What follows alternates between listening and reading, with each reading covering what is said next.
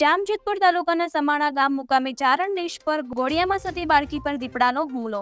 જામજોધપુર તાલુકાના સમાણા ગામ મુકામે ચારણ દેશ ગુના પાસે 10 થી 12 ચારણ ગઢવીના રહેણાંક મકાન આવેલ છે, જે રહેણાંક મકાન સમાણા ગામની વિસીમ વિસ્તારમાં હોવાથી ત્યાં અવારનવાર દીપડાઓ અને વન્ય પ્રાણીઓની અવરજવર રહે છે। ગત રાત્રિના સમયે તેજાભાઈ ગઢવી અને તેમનો પરિવાર નેશની અંદર જ્યારે ઘોર નિંદ્રામાં હતા તે દરમિયાન અચાનક બાજુમાં જંગલની જાળીઓમાંથી દીપડાએ હુમલો કરી ઘોડિયામાં સતી બાળકી પર ટ્રાપ મારી હતી। ત્યારબાદ તેજાભાઈ ગઢવી ગઢ નિંદરમાંથી ઉઠી અને દીપડા પર પ્રહાર કરવા જતા દીપડો બાળકીને મૂકી નાસી છૂટ્યો હતો, તેમજ બાળકીને માથાના ભાગ પર ઈજા થતા સારવાર માટે જામનગર જીજી હોસ્પિટલ ખસેડવામાં આવી હતી। આ સમગ્ર હકીકત તેજાભાઈ ગઢવીના ભાઈ નેપાળભાઈ ગઢવી દ્વારા જામજોધપુર સમાચારને જણાવેલ। તમારું નામ? મારું નામ નેપાળ ગઢવી।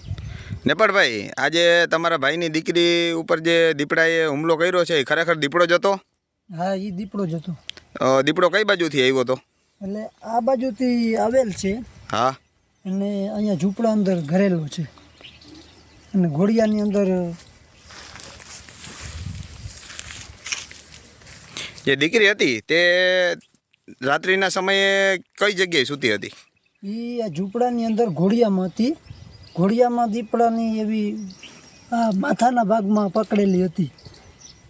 બરાબર, પછી તમને કઈ રીતે ખબર પડી કે દીપડાએ દીકરી ઉપર હુમલો કર્યો છે? એ રાડ દીધી, દીકરીએ રાડ દીધી ને તો જાગી ગયા, ઉઠી ગયા ને તો આમ ઢીકું માર્યું, એટલે જેવી તેવી પકડાણી હતી એટલે મુકાવી દીધી, નકર ઉપાડી જાય।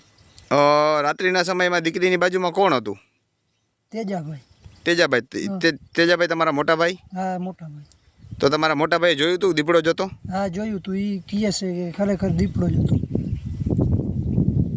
ફોરેસ્ટના અધિકારીઓ અહીં ચકાસણી માટે આવેલ હતા કે કેમ? શું તમને કાંઈ માહિતી છે? હા, એ આવેલ હતા, એ માહિતી આપી ગયા છે। એ આવેલ હતા, એને કીધું કે અમે કાર્યવાહી કરશું।